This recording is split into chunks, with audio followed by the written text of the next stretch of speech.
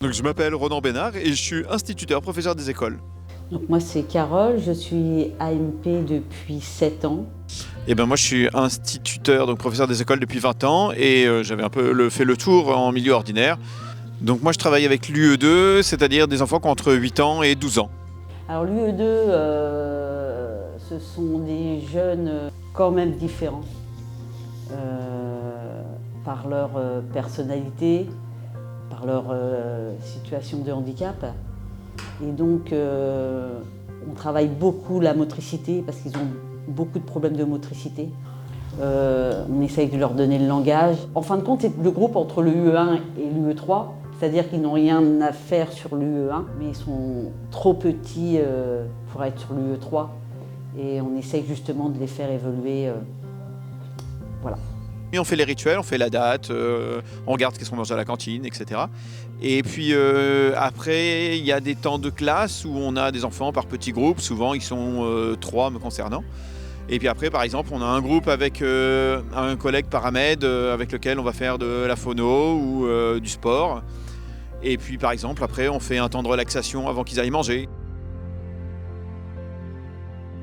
On ne joue pas le rôle de l'instit, mais on est en cohésion avec lui, c'est-à-dire qu'on fait la motricité par des séances de jeu.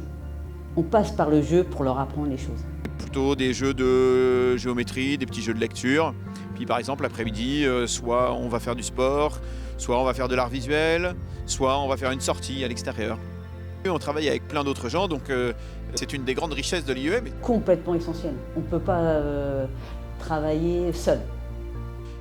En tant qu'enseignant, d'habitude on est tout seul dans sa classe. Là, avec nous, il y a un éducateur. Moi, il y a une éducatrice de jeunes enfants. Il y a une collègue AMP qui est là la journée. Il y a 2 collègues AMP qui sont là le matin, 2 collègues AMP qui sont là l'après-midi. Il y a des collègues paramédicaux, orthophonistes, ergothérapeutes, psychologues, psychomotriciennes. Et bah oui, il faut essayer d'organiser les temps qu'on a ensemble, voir les uns et les autres pour poser nos questions et puis pour qu'eux nous signalent ce qu'ils ont pu voir. Moi, je vais souvent voir les paramèdes aussitôt que j'ai un souci avec une assise, avec un fauteuil, parce que après nous, ça nous met aussi en difficulté. Alors que tout simple, on va à côté, on demande de l'aide et on l'a aussitôt. Donc c'est essentiel l'entraide entre équipes. De ne pas avoir peur justement du premier regard que la personne peut avoir sur l'établissement, que ce soit ici ou dans un autre établissement, parce qu'il y a encore des établissements où le handicap est encore plus lourd et ça peut faire peur.